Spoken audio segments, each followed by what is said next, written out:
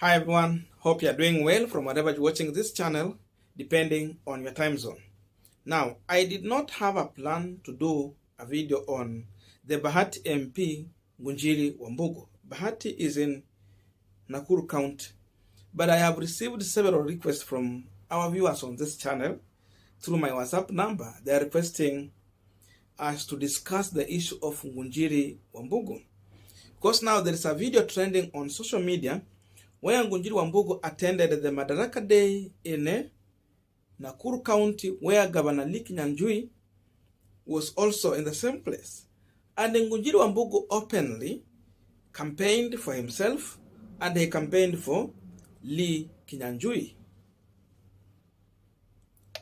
According to Gunjiri Wambugu, there's no one in Rift Valley, to be specific, in Nakuru County, who is forcing anyone to vote for a specific candidate. And for him, he is clear, Governor ni Lee na MP ni yeye.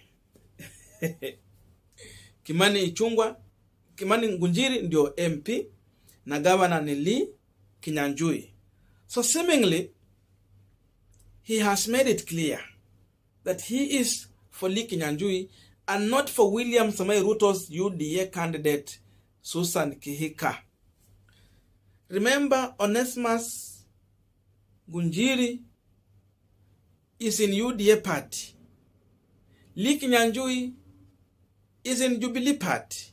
Before he was coming on Ubuntu, but now he was convinced to vie on UDA ticket. These are different camps. Lee Kinyanjui is supporting Raila Odinga because Jubilee is in Azimio. But Onesmus Gunjiri is supporting William Ruto in UDA. But they are here where he's openly asking his supporters to vote for the opposite side. Listen to him shortly, and we also want to check on Susan Kihika respond. Then we are going to continue with this conversation. Anapoasisha mchague, wacha pesa sikue hapo. Nyinyi mnajua ni nini mnachagua mtu gani na atakuwa wapi na atasaidia ni nani. Jibu ni hii hapa Bahati, jibu ni Gunjiri. Kimani, asante sana, karibu sana. Thank you. Asante. Anapoasisha mchague, wacha pesa sikue hapo. Nyinyi mnajua ni nini mnachagua mtu gani na atakuwa wapi na atasaidia ni nani. Jibu ni hii hapa Bahati, jibu ni Gunjiri. Kimani, asante sana, karibu sana. Thank you. Now, this is how Susan Kihika has reacted back to Gunjiri Wambugu. Ati yule mjamaa wa Bahati amesema nini leo? Kama maneno iko hivyo, na mimi nasema watu wangu wa Bahati round hii tucheze kama sisi. Kwa hivyo iko nini? Waende home na hiyo jivu yake. Sasa hii ni Kikuyu ameandika hapa. Iturikagu ni Gudhijiro. Wale wa Kikuyu wako hapa watusaidie kufanya translation. Good night, good people. Hashtag Governor ni mama. Hashtag hatupangwingwi. Hashtag wakirusha tunarusha. Hashtag say no to bullies. I don't know. Na ameweka pale something looking like a squirrel sitting on the fence, suggesting that Gunjiri Wambugu is a fence sitter. Now, on this Punchline today, we just want to try and understand why why Kimani Ngunjiri is not speaking the same language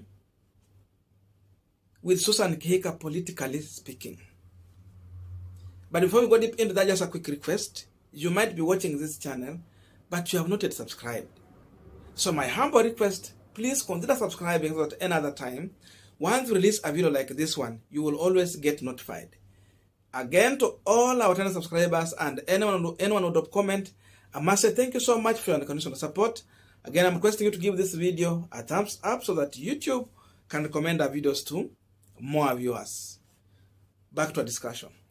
Now, for those who have been carefully listening or watching Kimani Ngunjiri, sorry for that confusion.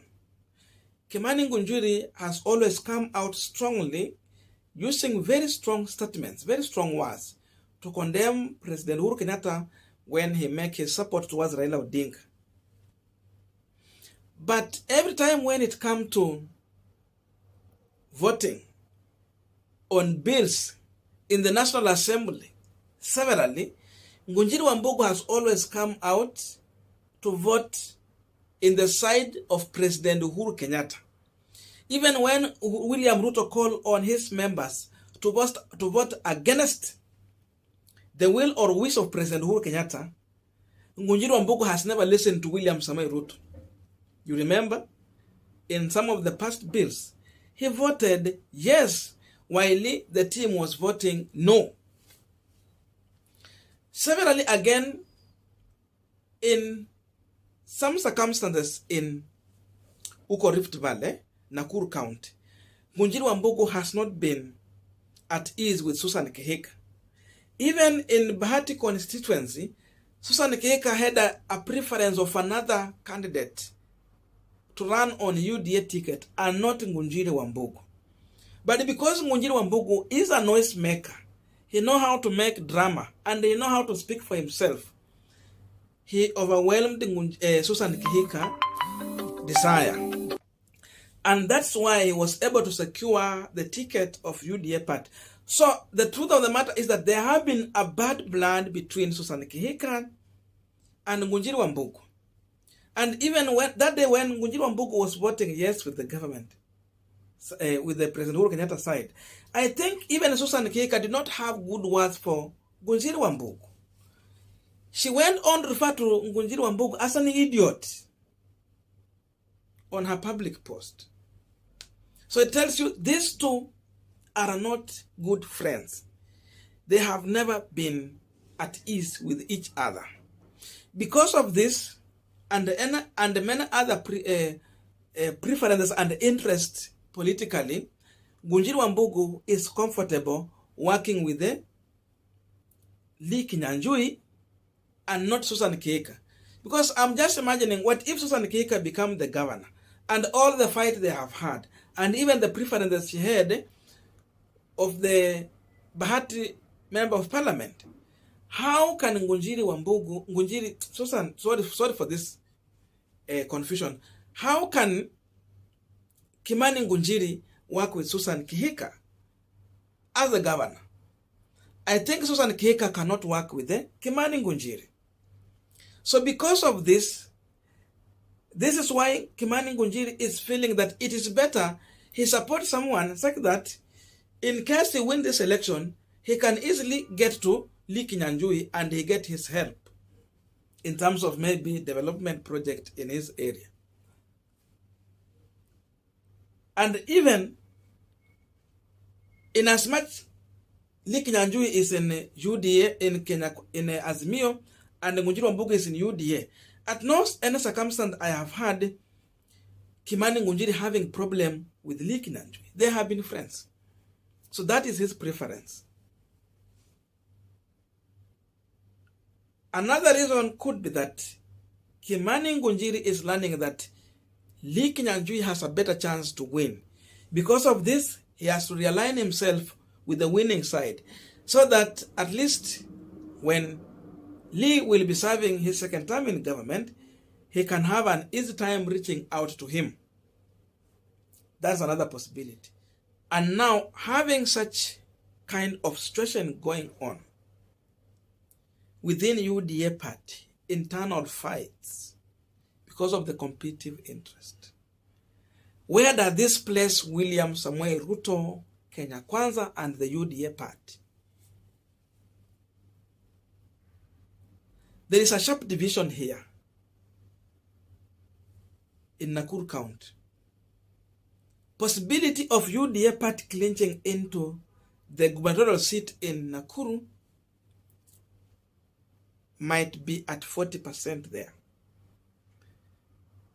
Remember, this is a woman. And so winning that seat, you need a strong woman who can fight it out with the men who are in ticket. And we have a sitting governor.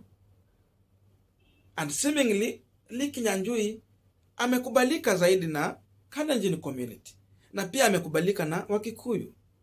Some people suggest that ako na uhusiano na jamii ya Moi. You can tell me in the comment section if you have clue about that. So, he is accepted across. And now, these two are fighting. So how will William Samoei Ruto win, or UDA party win that seat? There is division there. So there is possibility Ruto might lose that seat to Lee Kinyanjui, and Susan Kihika will be at home. So Ruto is going to lose. And what does this one mean for Susan Kihika? I think Susan Kihika is the worst gubernatorial candidate who is fighting people that are supposed to help her secure that seat. You are opening fight within your party. Then you expect to win. Running for governor position, you need to have all members of parliament, elect and aspirants supporting you. That's number one. Number two, you need the support of MCS sitting and those who are vying for the first time supporting you. Then you need resources. And you need a favorable ground. But now when you get out to open fights with the people whom you expect to support you, what can that one translate on ballot? She should prepare to lose. Because now you are fighting Kimani Ngunjiri, and Kimani Ngunjiri has his following. Where do you expect these people to vote? They can get to the ballot and vote for Kimani Ngunjiri and miss to vote for you and vote for your opponent. Because you are fighting their man. So are you losing or you are gaining?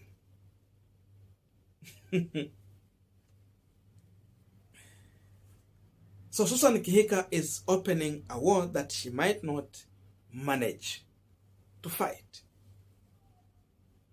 She has her own preferences, but the party decided to give Kimani Ngunjiri a ticket.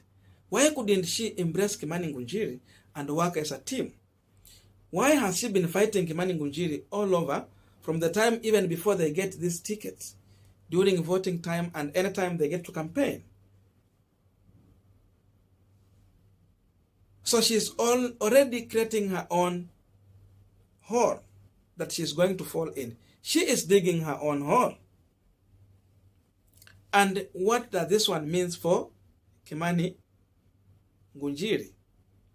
Kimani Ngunjiri is on ballot, and Susan Kihika now is here threatening that she's going to ask her followers in Bahati constituency not to vote for Kimani Ngunjiri. Okay. You are asking them not to vote for Kimani Ngunjiri. Then whom do you want these people to vote for? It means you are telling these people not to vote for UDA candidate. So are you doing a service to William Ruto, or is a disservice? Okay, you are saying like that. Then what will Lee Kinyanjui say? Ambia watu wapigie nani kura?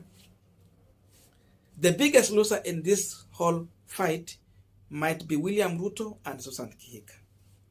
Because now, because of Susan Kihika fighting with Ngunjiri, now Susan anaambia watu msipigie Ngunjiri. Kwa hiyo wasipigie mtu wa UDA. So who is the loser? Ruto will lose numbers in UDA party. Ngunjiri naye anaambia watu msipigie Susan Kihika, pigieni Lee Kinyanjui. So who will lose? Ruto again will lose in terms of numbers of elective seat on UDA ticket. So all these fights are working in the interest of Azimio la Umoja. Bigger beneficiary, Raila Odinga, Uhuru Kenyatta, and the entire team. I don't know what to think about this, but that's my view. Otherwise, thank you so much for listening to me up to this far. May good God bless you, and see you in our next video. By the way, Can Gunjiri Wambugu be playing a Trojan horse role in William Samoei Ruto camp in the interest of President Uhuru Kenyatta and Raila Odinga? You know, he can be coming out spitting venom over Raila and Uhuru just to be accepted and welcomed by Uhuru Kenyatta, William Ruto. But then in real sense, he's working for the other team. So you blackmail them, you fool them, and they believe in you. But in the real sense, you are working for the opponent. I don't know, but it's a question I'm asking. I'm waiting to read your view in the comment section. Thank you so much for listening to me up to this far. May good God bless you, and see you in our next video.